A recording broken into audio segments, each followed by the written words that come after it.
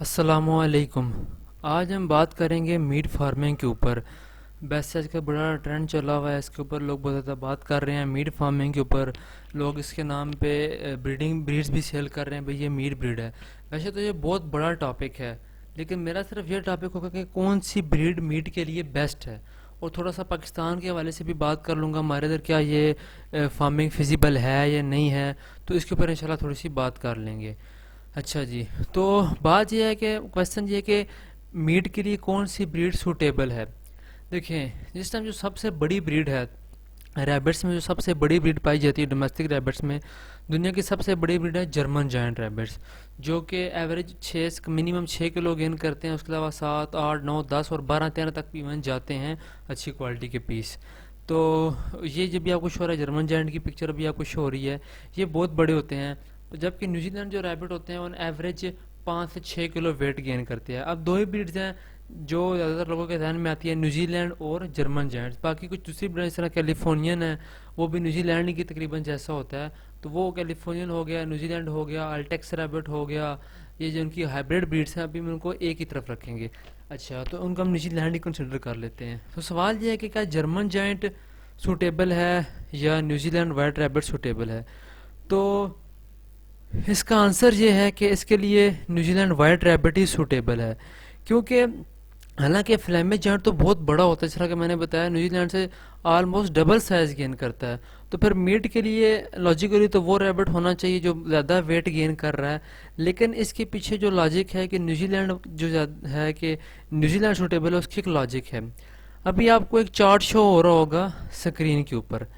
یہ چارٹ آپ کو بتائے گا کہ کتنے دنوں میں نیوزی لینڈ کتنا وزن گین کرتا ہے اور کتنے دنوں میں جرمن جائنٹ کتنا وزن گین کرتا ہے۔ یہ ایک اندازن ہے، اس سے کم بھی ہو سکتا ہے، زیادہ بھی ہو سکتا ہے، ہر فیڈ موسم کے لحاظ سے وغیرہ وغیرہ، کنٹری ٹو کنٹری ویری کرتا ہے۔ ادھر سے آپ کو پتہ چل جائے گا کہ جرمن جائنٹ اور چیکر جائنٹ میں کتنا فرق ہوتا ہے جب وہ گروئنگ ایج میں ہوتے ہیں۔ اب سوال یہ ہے کہ نیوزی لینڈ کیوں اس کی نسبت زیادہ بہتر ہے فلیمیج جائنٹ کی؟ حالانکہ فلیمیج جائنٹ جس طرح آپ دیکھ سکتے ہیں کہ ادھر لکھا ہوا ہے کہ 6 to 10 kg پلس تک وزن گین کر سکتا ہے، جبکہ نیوزی لینڈ 4.5 to 5.5 اچھی کوالٹی والے پیس گین کرتے ہیں۔ اس کی ریزن یہ ہے کہ جو نیوزی لینڈ ریبٹ ہے اس میں bone to meat ratio meat to bone ratio زیادہ ہے،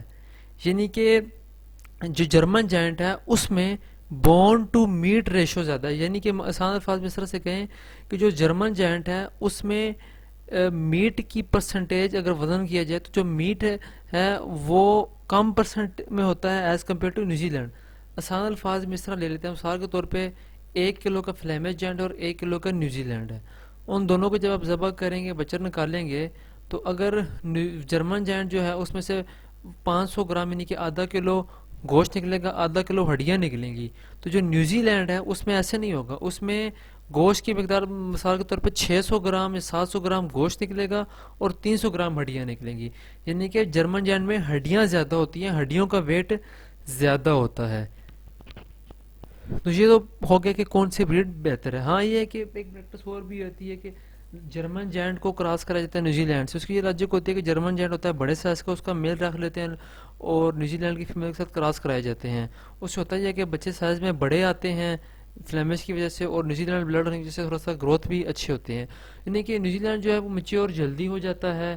اس لیے وہ آل اوور دا ورلڈ یہی پریکٹس ہے کہ نیوزی لینڈ ریبٹ ہی میٹ کے لیے یوز ہوتا ہے۔ اور پلس یہ ہے کہ جو جائنٹ ریبٹ ہے ان کی جو بڑا جو ہوگا جرمن جائنٹ فلیمش، اس کی نیوزی لینڈ کی نسبت مینٹیننس بھی بہت مشکل ہے۔ مثال کے طور پہ نیوزی لینڈ کو وائر کیجز پہ رکھ سکتے ہیں، لیکن جبکہ ان کو رکھنا بہت مشکل ہے، ان کے تلوے جو ہے پاؤں وہ زخمی ہو جاتے ہیں، جو کہ کافی مشکل سے ریکور ہوتے ہیں۔ تو یہ تو ہو گیا کہ کون سی بریڈ بیسٹ ہے۔ اب تھوڑا سا پاکستان کے لحاظ سے بات کر لیں، ابھی تک پاکستان میں میٹ فارمنگ جو ہے وہ پروفیٹیبل یا سوٹیبل بزنس نہیں ہے۔ اس کی لاجک یہ ہے کہ آپ جب ریبٹ کو بچر کرتے ہیں وہ تقریباً 3 4 مہینے کی ایج میں کم سے کم آپ کو ریبٹ میں آپ ریبٹ کو ذبح کرتے ہیں، اسی لیے تو نیوزی لینڈ زیادہ آئیڈیل ہے کہ 3 4 مہینے تک آپ چارٹ جو میں نے شروع میں دکھایا تھا وہ چارٹ آپ جا کے دیکھیں، تو نیوزی لینڈ تو 3 4 مہینوں تک، اور جرمن جائنٹ میں تقریباً تھوڑا سا فرق ہوتا ہے، جبکہ ویٹ میں تھوڑا سا ہی فرق ہوتا ہے، آدھا کلو پونا کلو کا، جب نیوزی لینڈ کا میٹ زیادہ ہوتا ہے اور اس کی فیڈ کنزمپشن بھی جرمن جائنٹ سے کم ہوتی ہے، مطلب کافی سارے فیکٹر ہیں۔ تو حالانکہ وہ تو اس میں بہتر ہونا چاہیے، نیوزی لینڈ سوٹیبل اس طرح میں نے بتا دیا۔ تو اب یہ ہے کہ اب جو جرمن جائنٹ ہے اس کی مینٹیننس بھی تھوڑی سی مشکل ہوتی ہے، اس کو رکھنا مشکل ہوتا ہے، اس کے وائر پہ آپ رکھ نہیں سکتے، نیوزی لینڈ کو آپ رکھ سکتے ہیں وائر پہ۔ اوورال یہ پریکٹس ہے کہ نیوزی لینڈ میٹ بریڈ ہی یوز ہوتی ہے۔ پاکستان کے لحاظ سے میں بتا رہا تھا کہ پاکستان میں سوٹیبل نہیں ہے۔ دیکھیں ابھی جو ہم فیڈ کھلا رہے ہیں، جس طرح سے فیڈ کھلاتے ہیں، تو کم سے کم 4 مہینے آپ کو ریبٹ کو کھلانا پڑے گا اگر آپ اس کو ذبح کریں گے، تب تک وہ اتنی فیڈ کھا لیتا ہے۔ میرا ایک اپنا ایک اسٹیمیٹڈ اندازہ ہے کہ اگر آپ اس کو پیلٹس ڈالیں جو آتے ہیں، جس طرح ہائی ٹیک کے پیلٹس ہیں وہ ڈالیں، پلس تھوڑی سی گرین فوڈ آپ ڈالتے ہیں ساتھ، جس طرح پٹھے وغیرہ جانوروں کا چارہ ہے، تو آپ کا جو خرگوش ہے تقریباً دن میں 8 سے 9 کا ایک دن میں خرگوش کھا لیتا ہے۔ تو اگر آپ ایک دن میں 7 8 9 کھائے گا، فار ایگزامپل 7 روپے چلے کم سے کم لگا دیتے ہیں، تو مہینے کے 210 روپے کھائے گا۔ اگر آپ اس کو 4 دن رکھتے ہیں، سوری 4 مہینے بعد گوشت کے لیے ذبح کرتے ہیں، تو ایک مہینے میں 210 کھائے گا، تو 4 مہینے میں تقریباً میرے خیال سے 840 روپے بنتے ہیں، 840 روپے کھا لے گا،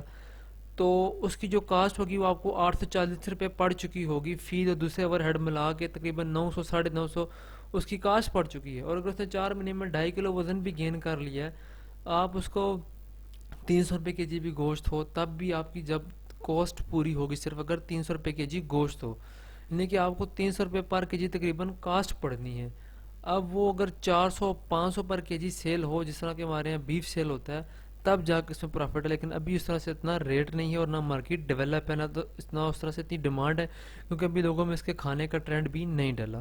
تو امید کرتا ہوں کہ ویڈیو پسند آئی ہوگی۔ ہاں یہ ہے کہ فیوچر میں اس کو اچھا ہو سکتا ہے جب فیڈز کمرشلائز فیس بن جائے کم کاسٹ والی، اور اس کو اور پروموٹ کیا جائے، فیڈ کاسٹ امپروو کی جائے، لوگوں میں ٹرینڈ آ جائے زیادہ کھانے کا، تو پروو کیا جا سکتا ہے۔ بہرحال امید کرتا ہوں کہ ویڈیو آپ کو پسند آئی ہوگی۔ آج کی ویڈیو کے لیے اتنا ہی کافی، اجازت دیں، السلام علیکم، اللہ حافظ۔